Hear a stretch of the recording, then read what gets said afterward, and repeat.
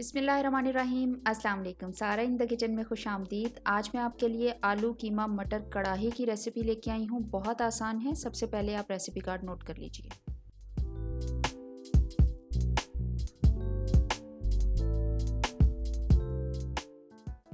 कढ़ाई कीमा बनाने के लिए मैंने 1 किलो मटन का कीमा लेके उसको धो के छलनी में डाल के रख दिया था ताकि अच्छे तरीके से उसमें से पानी निकल जाए और वो ड्राई सा हो जाए। तो इसको मैंने डाला है प्रेशर कुकर में। 2 बड़े साइज़ के प्याज लेके स्लाइस किए हैं। 3 बड़े साइज़ के मैंने टमाटर लिए हैं, उनको भी काट लिया है और इसको डाला है मैंने प्रेशर कुकर में। फिर इसमें मैं डालूँगी 1 गिलास पानी।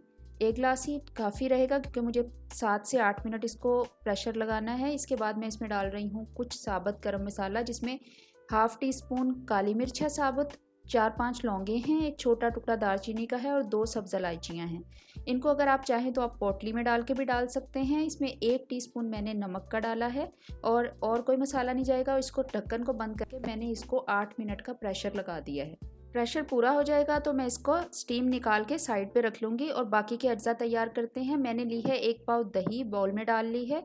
इसमें मैं डाल रही हूँ 1 टीस्पून सुर्ख मिर्च का पाउडर और इसमें आधा टीस्पून इसमें डाल रही हूँ हल्दी पाउडर और इसमें डाल रही हूँ 1 टीस्पून काली मिर्च का पाउडर और थोड़ा सा मैंने डाला है तकरीबन आधा टीस्पून गरम मसाला पाउडर और तकरीबन आधा टीस्पून ही मैं इसमें डाल रही हूँ नमक का, क्योंकि 1 टीस्पून मैं उसमें डाल चुकी हूँ।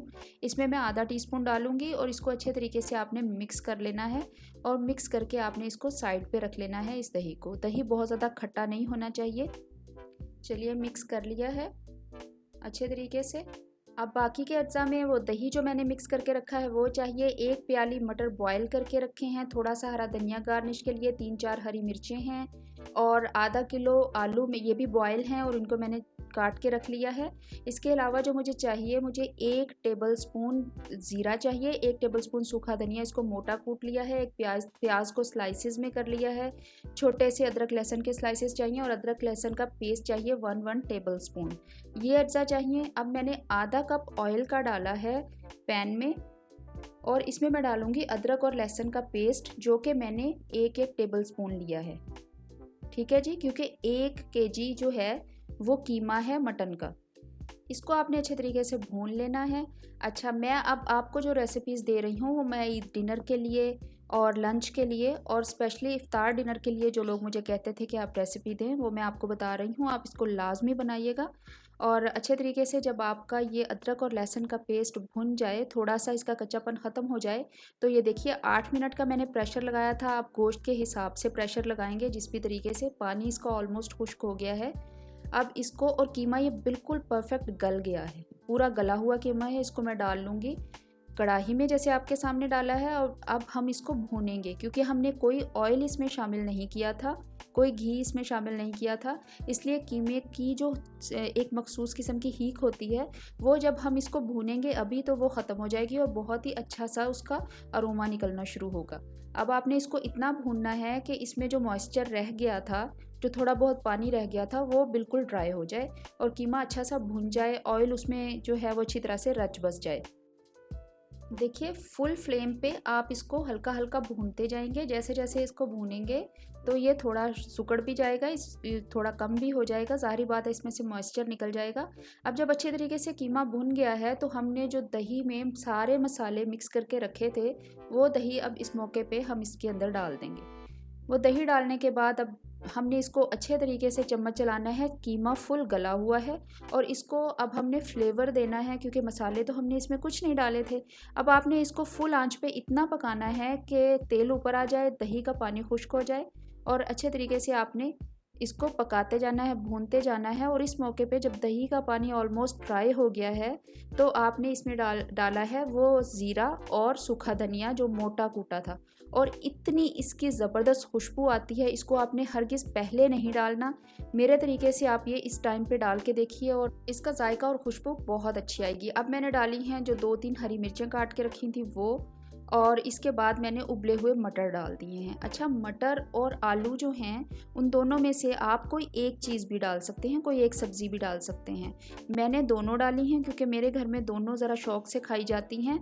इसके साथ ही मैंने आलू डाल दिए हैं। आलू भी बॉयल हैं बॉयल करने के बाद इनको मैंने पीसेस में काटा है, उसके बाद मटर भी बॉयल हैं फुली, और इसको अब आप भूनेंगे। अच्छा, अगर आप चाहें तो आप भूनने के बाद इस तरह अगर ड्राई कीमा रखना चाहते हैं तो आप इस तरीके से भी रख सकते हैं, ये भी बहुत मज़ेदार लगता है। बहुत सारे लोग जो हैं वो थोड़ा जो है वो इस तरह से कीमा खाते हैं खुश्क, और थोड़ा मतलब मसालेदार कीमा नहीं खाते, तो आप इस तरीके से रख सकते हैं। लेकिन मेरी फैमिली जो है वो थोड़ा सा करी टाइप जो है वो कीमा खाती है, तो मैं इसमें पानी एंड में ऐड करूँगी ताकि ये थोड़ा सा इसका जो ग्रेवी सी बन जाए। अगर आप चाहें तो आप यहाँ भी ये बिल्कुल रेडी है, लेकिन मैं इसमें डाल रही हूँ 1 कप फुल तेज़ गर्म पानी। यहाँ पे आपने ठंडा पानी या टैप वाटर जो है वो नहीं डालना, फुल तेज़ गर्म पानी। अगर आप चाहते हैं कि कीमे का जायका बरकरार रहे तो आप तेज़ गर्म पानी डालेंगे, इसको हल्का सा हिलाएंगे और इसकी आंच को बिल्कुल धीमा कर देंगे। अब एंड में मैं लाजमी जो है, जब भी कढ़ाई बनाती हूँ चिकन की, मटन की या कीमे की, मैं उसमें लाजमी 1 चम्मच देसी घी या बटर का डालती हूँ, वो मैंने ऊपर डाला है। इससे खुशबू जो है वो बहुत अच्छी आती है और जायका 100% से भी ऊपर चला जाता है। उसके ऊपर डाला है हरा धनिया, थोड़े से प्याज के लच्छे डाले हैं, और मैंने हरी मिर्चें जो ली थी उसमें मैंने दरमियान में कट लगा लिया है हरी मिर्च में, और वो मैं इसमें डालूँगी। अभी मैंने साथ ही जो है वो अदरक की जो छोटी छोटी काशें काट के रखी थी, जो स्लाइसेस थे, वो भी डाल दिए हैं। और हरी मिर्च में कट जो है वो इसलिए लगाते हैं ताकि उसकी खुशबू जो है वो और उभरे। और थोड़ा सा मैंने गरम मसाला अभी आधा टीस्पून इसके ऊपर अभी डाला है, आधा टीस्पून मैंने इसके अंदर डाला था। ये देखिए हरी मिर्च को मैंने दरमियान से काटा है।